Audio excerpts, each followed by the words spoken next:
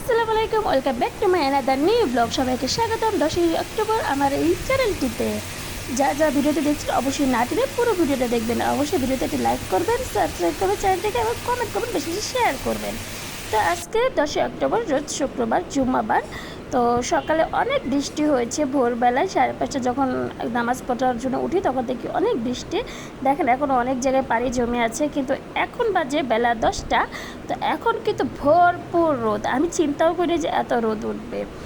যেহেতু শুক্রবার ছিল, সব কিছু বন্ধ ছিল, তাই একটু দেরি করেই উঠেছি। উঠে আমি রান্না শুরু করে দিয়েছি, যেহেতু 10টা বেজে গেছে। আর শুক্রবারের দুপুরটা খুব দ্রুত হয়ে যায়, আজান দিলেই মনে হয় দুপুর হয়ে গেছে। তো তার জন্য আমি একবারে রান্না বসিয়ে দিয়েছি। এখানে সকালের জন্য পাস্তা রান্না করতেছি, আর আজকে পোলট্রি মুরগি রান্না করব। তার জন্য একবারে সব কাটাকাটি করে নিয়েছি, একবারে বসিয়ে দিয়েছি যে আস্তে আস্তে সব করে ফেলবো।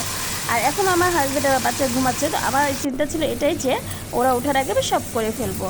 তো এইদিকে আমার পাস্তা রান্না অলরেডি শেষ। আসলে বারবার মোবাইল ধরে ভিডিও করা যাচ্ছিল না, এর জন্য কেমন হয়ে গেল। আর এখানে চিকেন কষা বসিয়ে দিচ্ছি। আজকে একদম আলু ছাড়া মশলা দিয়ে গ্রেভি চিকেন কষা করবো, আর বেগুন ভাজা করবো, আর সাথে থাকবে সাদা ভাত। আর সকালের জন্য তো চিংড়ি মুরগি এগুলো দিয়ে খুব সুন্দর করে মশলাদার একটা পাস্তা তৈরি করেছিলাম।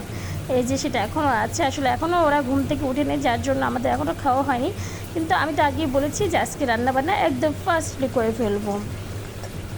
সকাল থেকে এত রোদ দেখেছি, খুব ভালো লেগেছে। তো আজকে ওঠার পরে যদিও লেটে উঠেছি, আবার লেটে ঘুমিয়েছিলাম, তো ভেবেছিলাম যে আজকে কাজ অনেক সুন্দর হবে। দেখুন বাইরে কী সুন্দর ঝলমলে রোদ। আর এই যে বেলা যখন একটু হলো, ওরা উঠলো, খাওয়া দাওয়ার পরে আমি ওর বাবাকে বললাম তুমি তো অফিসে থাকো, ছেলেকে নিয়ে বাইরে যাওয়া হয় না, আমার তেমন একটা সাইকেল নিয়ে যেহেতু আমার পাশে 5তলায় উঠার আমার খুব কষ্ট হয়ে যায়।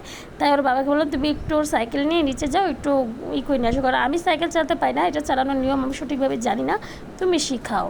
তো ও নিয়ে গিয়েছিল, ওর বাবা আর ও দুজন মিলে বেশ অনেকক্ষণ সাইকেল চালিয়েছে, প্রায় আধা ঘন্টা 40 মিনিট চালিয়ে দেন বাসায় আসছে। আর যেহেতু গত রাতে বৃষ্টি হয়ে গেছে, তো পুরো এলাকায় কাদা পানি।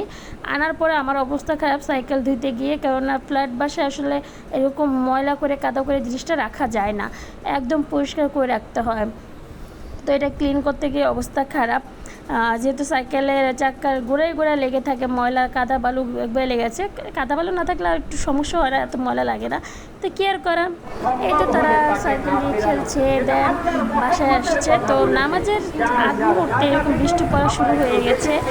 তো কী আর করা, যেহেতু বৃষ্টি পড়া শুরু হয়ে গেছে আমাদেরকে মেনে নিতে হবে। শুক্রবার এরকম নামাজের সময় বৃষ্টি হলে একটু প্রবলেম হয়। এদিকে আয়াত রেডি হয়ে গেছে, ওকে ও সাইকেল চালা আসার পরে দিকে একদম গরমে ঘেমে গেছে। ওই টাইপটা বেশ গরম ছিল। ও আসার পর ওকে আমি গোসল করে একবারে রেডি করে দিয়েছি, যে বারবার ভেজাল করবো। ওর বাবা গোসল করে রেডি হলে একবার চলে যাবে। এদিকে বৃষ্টি পরে দেখে ওর বাবার সাথে গিয়েছিল গোসল করতে। যাই হোক, তারপরে ওর বাবা আসলো, রেডি হয়ে গেল। আমি এদিকে নামাজ পড়তে বসেছিলাম, কিন্তু দেখেন নামাজ পড়া উঠার শেষে মানে নামাজের মাঝখানে আমি টের পেয়েছি যে এত বৃষ্টি হচ্ছে, এত খারাপ পড়তেছিল যে বলার বাইরে উঠলো। ইভেন এখনও পরে আমি উঠে আমি একটু ভিডিও নিয়েছিলাম, যে বেশ অনেক বৃষ্টি হচ্ছিলো। আমি তো দেখতেছিলাম। আর আমাদের বাসার বাইরের দিকটা দরজার সামনে একবারে পানি দিয়ে ভরে যাচ্ছিলো। তো যাই হোক, ভিডিওটি এই পর্যন্তই। সবাই ভালো থাকবেন, সব নিজেদের খোঁজ রাখবেন, ভালো রাখবেন। আর অবশ্যই চ্যানেলটিতে সাবস্ক্রাইব করবেন, ভিডিওগুলোতে লাইক করবেন, না দিলে পুরোটা দেখবেন। তো এখানে একবার পানি দিয়ে কাদা দিয়ে ভরে গেছিলো, এটা তাদের দেখাতে পারছিলাম। তো এই তো সবাই ভালো থাকবেন, যে যেখানে থাকবেন সুস্থ থাকবেন, ভালো থাকবেন, আমার জন্য দোয়া করবেন। আল্লাহ হাফেজ।